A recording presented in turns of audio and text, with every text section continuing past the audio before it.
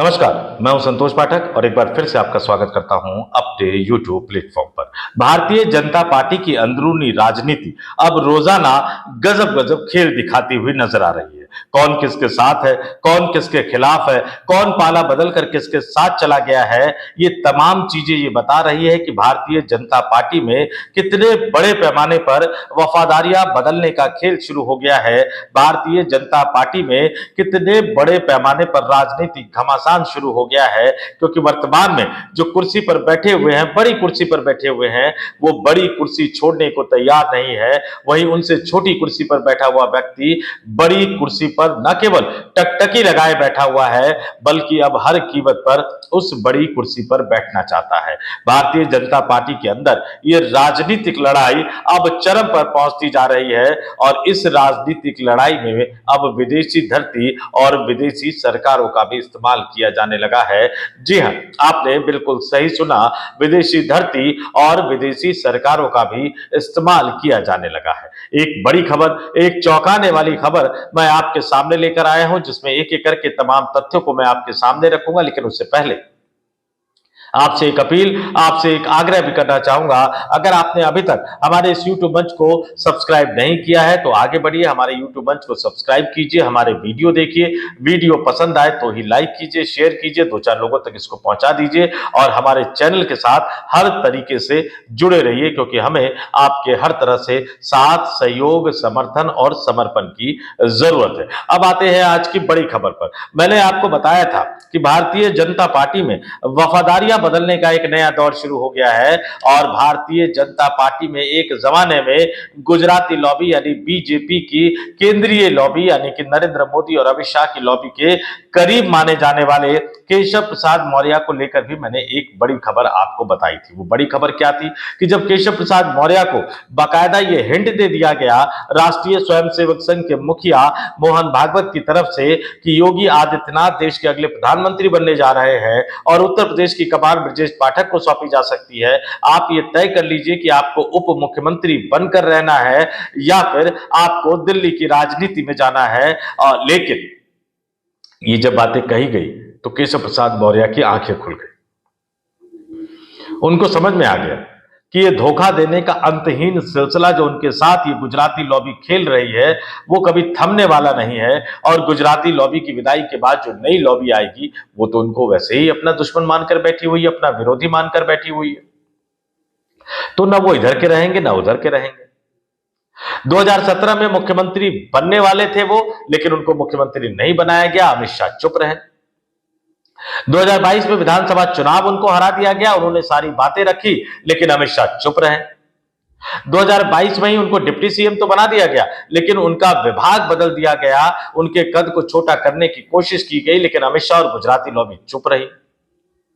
और अब तो सीधे सीधे उनको कह दिया गया कि भैया आप मुख्यमंत्री बन नहीं पाओगे। तो केशव प्रसाद मौर्य ने वफादारी बदलने का फैसला किया। केशव प्रसाद मौर्य ने योगी आदित्यनाथ के साथ अपने रिश्तों को सुधारने की पहल की और उसके बाद हमने देखा, ये बहुत कम ऐसे मौके आए होंगे जब मुख्यमंत्री और उप मुख्यमंत्री दोनों ही अलग अलग क्षेत्रों में, अलग अलग देशों में एक साथ विदेशी दौरे पर हो। और निश्चित तौर पर इसके लिए यानी उप मुख्यमंत्री को अगर जाना होता है तो राज्य सरकार भी इजाजत देती है, यानी मुख्यमंत्री भी इजाजत देती है और केंद्रीय सरकार भी एनओसी देती है। उसके बाद संबंधित देश का वीजा लिया जाता है। तो यहां योगी आदित्यनाथ ने इसलिए मंजूरी दे दी क्योंकि केशव प्रसाद मौर्य उनके साथ रिश्ते सुधारने में लगे हुए थे और केंद्र सरकार ने इसलिए मंजूरी दे दी क्योंकि गुजराती लॉबी उनको अपना आदमी मानकर चल रही थी। लेकिन जैसे ही यह खबर निकलकर सामने आई, मैंने भी आपको बताया, सबसे पहले मैंने ही आपको बताया कि वो योगी आदित्यनाथ के साथ अपने संबंध को सुधारने की कोशिश कर रहे हैं, वैसे ही यह खबर निकलकर सामने आई, गुजराती लॉबी ने केशव प्रसाद मौर्य के साथ ऐसा व्यवहार कर दिया जो कोई सोच भी नहीं सकता था। खुद केशव प्रसाद मौर्य भी ये नहीं सोच सकते थे कि गुजराती लॉबी उनके साथ ऐसा व्यवहार करेगी, लेकिन उनके साथ ऐसा व्यवहार किया गया। जर्मनी के दौरे पर गए हुए तो हम और आप सभी जानते हैं, बहुत अच्छी अच्छी तस्वीरें नजर आई हैं, वो बंदूकें चलाते हुए, निशाना लगाते हुए, बहुत शानदार तस्वीरें आई हैं। लेकिन जर्मनी के बाद उन्हें यूके जाना था, यूके नहीं जा पाए वो। पहले खबर आई मोदी सरकार ने एनओसी नहीं दी, फिर खबर आई कि मोदी सरकार ने एनओसी तो दे दी, लेकिन यूनाइटेड किंगडम यानी यूके की सरकार ने जो है उनको वीजा नहीं दिया। अब ये पूरी खबर जो है इसको जानना समझना आपके लिए बहुत जरूरी है, और इसलिए मैं आपके सामने इन दोनों खबरों को रख देता हूं। सच क्या है, गलत क्या है, ये तमाम चीजें जो है वो आप इसको खुद समझ लीजिएगा, आप इसको खुद जान लीजिएगा, और ये चीज आपको बताएगी कि आखिर भारतीय जनता पार्टी की राजनीति जो है वो किस तरफ बढ़ती हुई नजर आ रही है। और किसी ने सोचा भी नहीं होगा भारतीय जनता पार्टी के अंदर कि गुजराती लॉबी केंद्र की नरेंद्र मोदी सरकार केशव प्रसाद मौर्य के साथ ऐसे भी कर सकती है। आपके स्क्रीन पर मैं दिखा रहा हूं, ये भास्कर की खबर है, और इस खबर को देखिए, ये दैनिक भास्कर की खबर, केशव मौर्य को ब्रिटेन ने वीजा नहीं दिया, ये हेडलाइन है। और क्यों नहीं दिया वो आगे लिखा हुआ है, केंद्र सरकार से एनओसी नहीं मिली। केशव मौर्य को ब्रिटेन ने वीजा नहीं दिया, केंद्र सरकार यानी नरेंद्र मोदी सरकार से एनओसी नहीं मिली, और डिप्टी सीएम जर्मनी से लखनऊ लौट रहे हैं। भैया मोदी सरकार ने एनओसी देने में उनको क्या दिक्कत थी?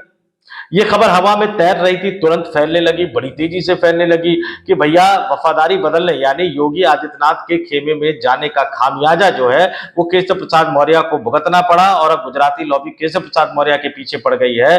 तो फिर इसकी हेडलाइन बदल गई, और इसकी हेडलाइन बदल के जो नई हेडलाइन आई वो भी मैं आपके स्क्रीन पर दिखा रहा हूं। इसमें कह दिया गया कि केशव मौर्य को ब्रिटेन ने वीजा नहीं दिया, डिप्टी सीएम जर्मनी से लखनऊ लौट रहे हैं, लेकिन इसमें यह कह दिया कि मोदी सरकार ने एनओसी दे दी थी। पहले कहा गया कि भैया वीजा इसलिए नहीं दिया कि मोदी सरकार ने एनओसी नहीं दी, फिर हेडलाइन बदल गई कि वीजा नहीं दिया जबकि मोदी सरकार ने एनओसी दे दी थी। एक लाइन का बल्कि एक शब्द के इस अंतर ने पूरी की पूरी राजनीति को बदल दिया है। लेकिन कहते हैं ना, कई बार घबराहट में आप एक के बाद एक गलतियां करते हुए नजर आते हैं, और मोदी सरकार घबराहट के उसी दौर से गुजर रही है। घमासान भारतीय जनता पार्टी के अंदर मचा हुआ है। गुजराती लॉबी को अमेरिका में डोनाल्ड ट्रंप हाँकने की कोशिश कर रहे हैं, देश के अंदर राहुल गांधी उनको फंसाते हुए नजर आ रहे हैं, एक के बाद एक गलतियां हो रही है। नरेंद्र मोदी इजराइल गए तो इजराइल के उनके दौरे से ज्यादा तवज्जो जो है वो भारत की मीडिया योगी आदित्यनाथ के, उत्तर प्रदेश के मुख्यमंत्री योगी आदित्यनाथ के सिंगापुर और जापान के दौरे को दे रही है, और एक अलग तरह की छवि, एक अलग तरह की ब्रांडिंग करने की कोशिश जो है वो योगी आदित्यनाथ करने में कामयाब होते हुए नजर आ रहे हैं। तो ऐसे माहौल में बौखलाई हुई केंद्र सरकार को जैसे ही ये खबर पता लगी कि भैया वो खबर लीक हो गई है कि मोदी सरकार ने एनओसी नहीं दी केशव प्रसाद मौर्य को, तो फिर आनन फानन में कार्रवाई की गई। अब वो डेस्क की गलती है, पत्रकार की गलती है, किसकी गलती है, मैं दैनिक भास्कर के ऊपर नहीं जाना चाहूंगा, लेकिन दोनों ही सूरतों में मोदी सरकार फंस गई।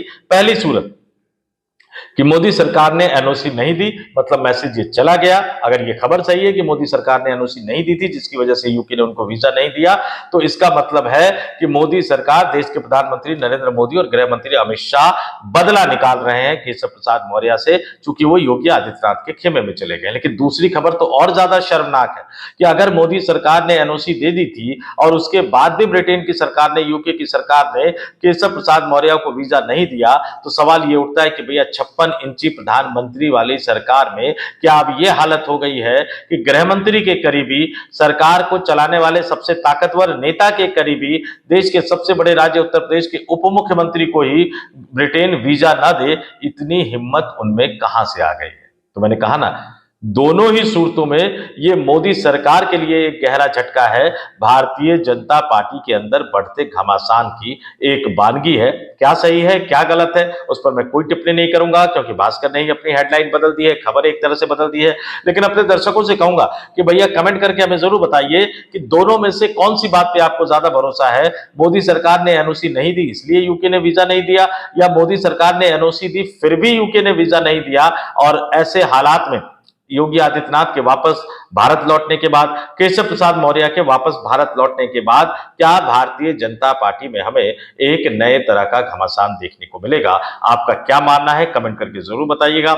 इस वीडियो में इतना ही। जाते जाते फिर आपसे अपील करूंगा, वीडियो पसंद आया तो लाइक कर दीजिए, चैनल को सब्सक्राइब कर लीजिए, वीडियो को 2-4 लोगों तक फॉरवर्ड भी कर दीजिए। तो इस वीडियो में इतना ही। मुझे यानी संतोष पाठक को दीजिए इजाजत। नमस्कार।